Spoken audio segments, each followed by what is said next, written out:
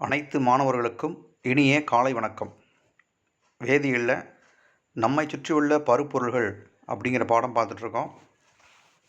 இதில் லாஸ்ட் வீடியோவில் மதிப்பீடு அப்படிங்கிறத நம்ம பார்த்துட்ருக்கோம். இதில் 1 மார்க்கெல்லாம் கம்ப்ளீட் பண்ணிட்டோம்.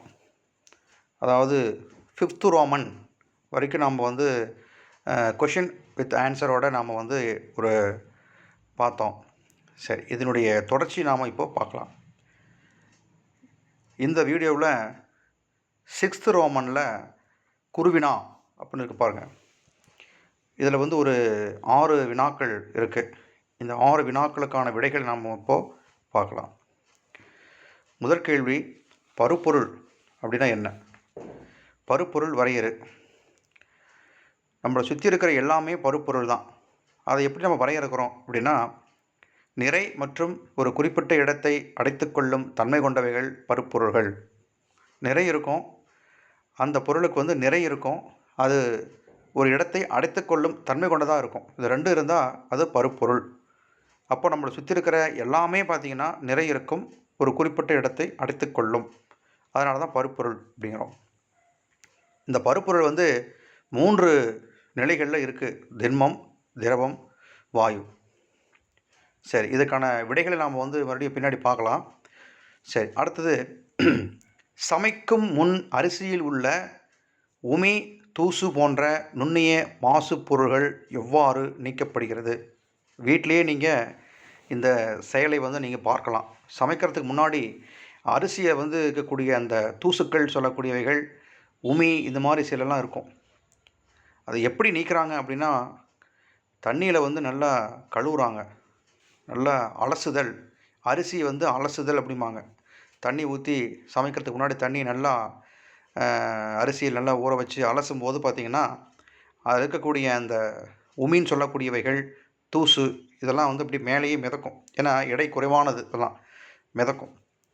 அதை கழுவினதுக்கப்புறம் அந்த அரிசியை பயன்படுத்துவாங்க. ஸோ அந்த நீர் கொண்டு கழுவுதல் மூலமாக அந்த மாசு பொருட்கள் நீக்கப்படுகிறது.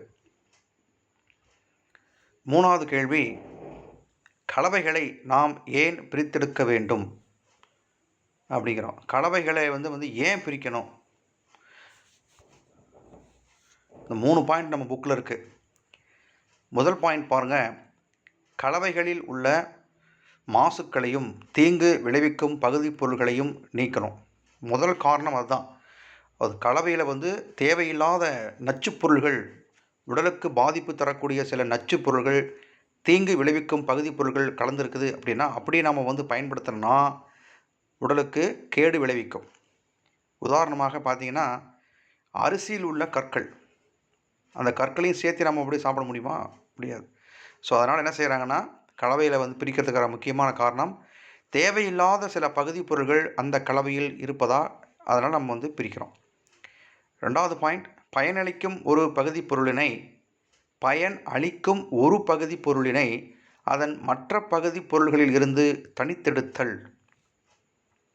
அதாவது ஒரு பயன் தரக்கூடிய ஒரு பகுதி பொருளிலிருந்து ஏராளமான சில பகுதி பொருட்கள், நமக்கு நன்மை தரக்கூடிய பகுதி பொருட்கள் அதில் இருக்குதுன்னா நம்ம அதை பிரித்து தான் எடுக்கணும்.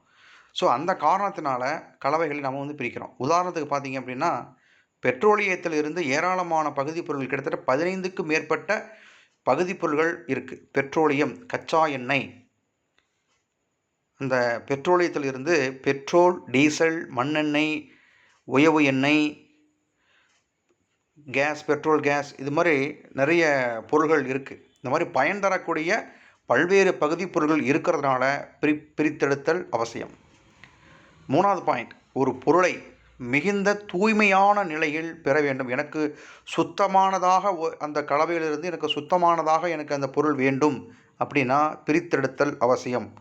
தங்கச் சுரங்கத்திலிருந்து தங்கத்தை பிரித்தெடுத்தல். இந்த மாதிரி பிரிப்பதற்கான அவசியம் இந்த 3 பாயிண்டில். நீங்கள் ஏதாவது 2 பாயிண்ட் எழுதினா கூட போதுமானது.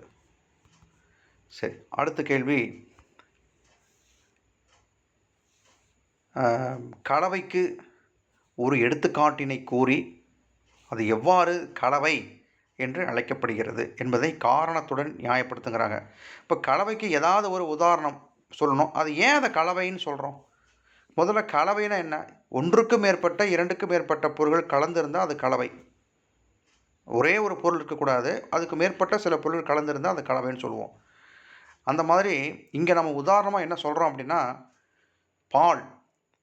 பால் கலவைக்கு ஒரு எடுத்துக்காட்டு ஆகும். நீங்க எழுதும்போது நான் சொல்றத அப்படியே என்ன சொல்றேனோ, அப்படியே வந்து நீங்க கேட்டுக்கிட்டு, நீங்க அப்படியே எழுதி வச்சுக்கோங்க.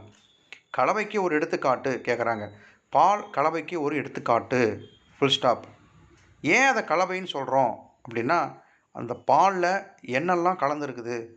நீர்ச்சத்து, நீர் இருக்கு, கொழுப்பு இருக்கு, புரதம் இருக்கு, இன்னும் சிலதெல்லாம் இருக்கு, கால்சியம்லாம் இருக்கு.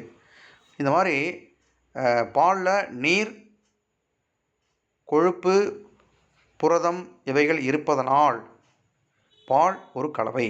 எழுதுனா போதும். அடுத்த கேள்வி. படிய வைத்தல். இது நம்ம பார்த்தோம். ஒரு திரவம், ஒரு திண்மம். திரவத்தில் திண்மம் கரையவில்லை. கரையாமல் இருக்கு. அதுக்கு ஒரு நடத்தும்போது சொன்னேன். ஒரு குளத்துல தெளிவான நிலையில் இருக்கும்போது அந்த குளத்துக்கு அடியில் பார்த்தீங்கன்னா, எல்லாமே நமக்கு வந்து பளிச்சுன்னு தெரியும். கலங்கி விட்டது என்றால் முழுமையா என்ன ஆகும்? எல்லாமே வந்து சேறு பூரா மேல வந்து மிதக்கும். திரும்பவும் அது பழைய நிலைக்கு போறதுக்கு என்ன செய்யும்? மொள்ள அப்படியே அமைதியா விட்டுட்டோம்னா என்ன ஆகும்? மெதுவாக வந்து கீழ அப்படியே படியும். அந்த மாதிரி ஒரு நீரில் மணல், அதாவது சேறு, களிமண் இது மாரி கலங்கிய நிலையில் இருக்கு அப்படின்னா, அது என்ன செய்யணும்? எதுவுமே பண்ணக்கூடாது. ஆடாமல், அசையாமல் அப்படியே வைத்துவிட்டால், மேலே வந்திருக்கக்கூடிய அந்த களிமண் துகள்கள் படிப்படியாக, மெதுவாக கீழ வந்து அப்படியே வந்து படியும். இதுக்கு பேர் தெளிய வைத்தல்னு சொல்லலாம், படிய வைத்தல்னு சொல்லலாம்.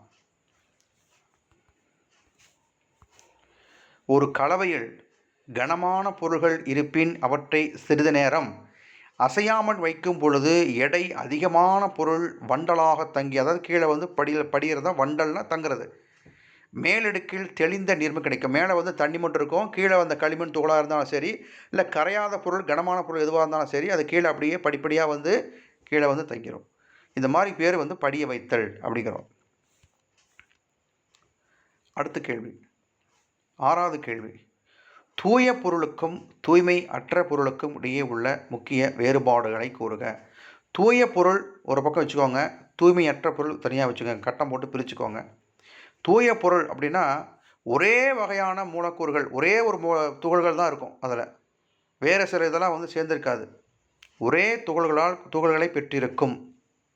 தூய்மையற்ற பொருள் ஒன்றுக்கு மேற்பட்ட துகள்கள் அதில் இருக்கும். அதாவது பார்த்தீங்கன்னா வேறு சில பொருளெல்லாம் கலந்துருக்கும். வேறு சில பொருட்கள் வந்து கலந்துருக்கும். கலவை மாதிரி வச்சுக்கோங்க. தூய பொருள் வந்து அப்படி இருக்காது. என்ன இருக்கோ, என்ன பொருளோ இப்போ வந்து மின்சார கம்பி, அது காப்பர், தாமிர கம்பி, அதில் தாமிரம் மட்டும்தான் இருக்கும். வேறு சில கலந்துருக்காது. தங்கத்துகள்கள் மட்டும்தான் அதில் இருக்கும். வேறு சில எதுவும் கலந்துருக்காது. அந்த மாதிரி ஒரே ஒரு பொருள் மட்டும்தான், அந்த ஒரு பொருள் இருக்கக்கூடிய துகள்கள் மட்டும்தான் இருக்கும். வேறு சில பொருள் அதில் கலந்துருக்காது.